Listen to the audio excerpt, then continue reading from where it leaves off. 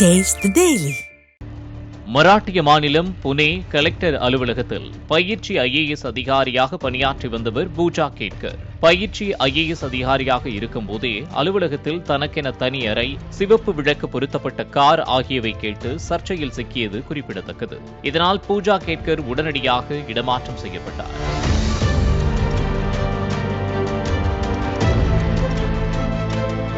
இதனைத் தொடர்ந்து யுபிஎஸ்சி தேர்வில் ஓபிசி இடஒதுக்கீடு மற்றும் மாற்றுத்திறனாளிகளுக்கான இடஒதுக்கீட்டை தவறாக பயன்படுத்தியதாக பூஜா கேட்கர் மீது புகார் எழுந்தது. இந்த புகாரை விசாரிக்க மத்திய அரசு பணியாளர் தேர்வாணையம் சார்பில் குழு ஒன்றை அமைத்து பூஜா கேட்கரிடம் விசாரணை நடத்தப்பட்டது. இந்த விசாரணையின் போது பெயர், தாய், தந்தை பெயர், புகைப்படம், கையெழுத்து, இமெயில் ஐடி, செல்போன் எண், முகவரி என அனைத்தையும் மாற்றி பூஜா கேட்கர் மோசடியில் ஈடுபட்டு வந்துள்ளது தெரியவந்துள்ளது. இதனால் மத்திய அரசு பணியாளர் தேர்வாணையம் பூஜா கேட்கர் மீது போலீசில் புகார் அளித்துள்ளது. மேலும் பூஜா கேட்கரின் ஐஏஎஸ் பணியை ஏன் ரத்து செய்யக்கூடாது என்று கேட்டு யுபிஎஸ்சி நிர்வாகம் சம்மன் அனுப்பியிருக்கிறது.